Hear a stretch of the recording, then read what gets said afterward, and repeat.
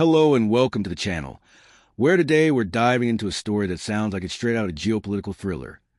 The United States eyeing Greenland for annexation, Denmark firing back with outrage, and a Trump-appointed envoy who's openly rooting for the island to become American soil. It's December 22nd, 2025, and tensions between NATO allies are boiling over an Arctic territory that's suddenly at the center of global security debates.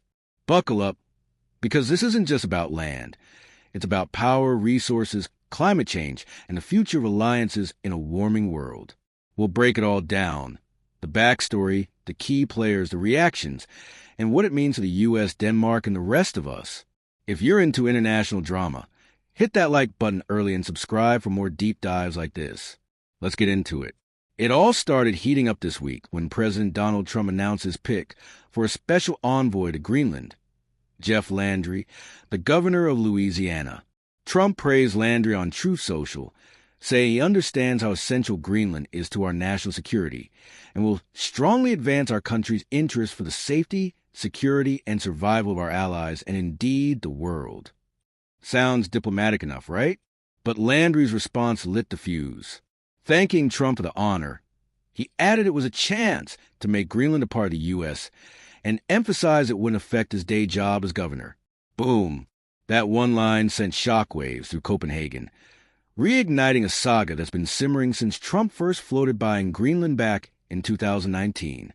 Denmark's Foreign Minister Lars Løkke Rasmussen didn't mince words.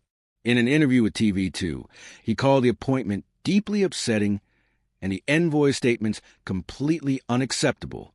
He summoned the U.S. ambassador for a dressing down and vowed to protect Denmark's sovereignty. Prime Minister Mette Frederiksen and Greenland's leader Jens Frederik Nielsen issued a joint statement. You cannot annex another country, not even with an argument about international security.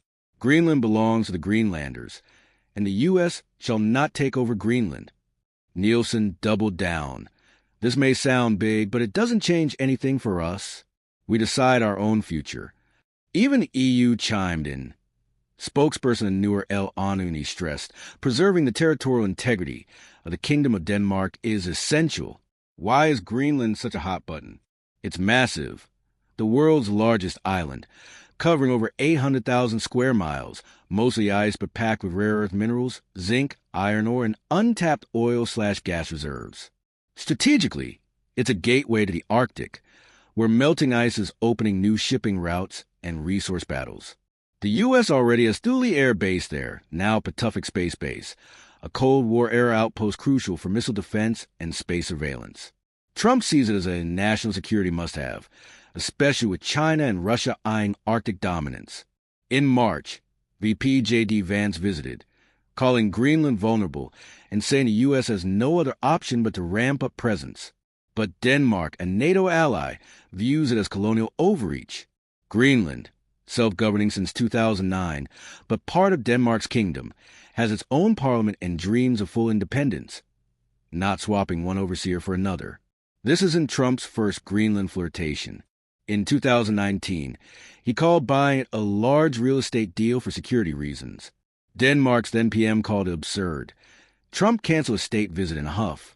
Fast forward to 2025, and with Trump back in the White House, the push is bolder. August reports of U.S. men attempting influence operations in Greenland prompted Denmark to summon the ambassador again. Now, Landry's appointment feels like escalation, a special envoy openly advocating U.S. control. Reactions are pouring in. European leaders back Denmark. The inviolability of its borders is essential. Greenlanders are furious, one local told Reuters. We're not for sale. U.S. critics call it imperialistic. Supporters say it's smart realpolitik in a multipolar world. Climate change adds urgency. Melting ice exposes resources but threatens communities with rising seas and disrupted ecosystems. Greenland's indigenous Inuit, 90% of the population, fear cultural erasure. What's next?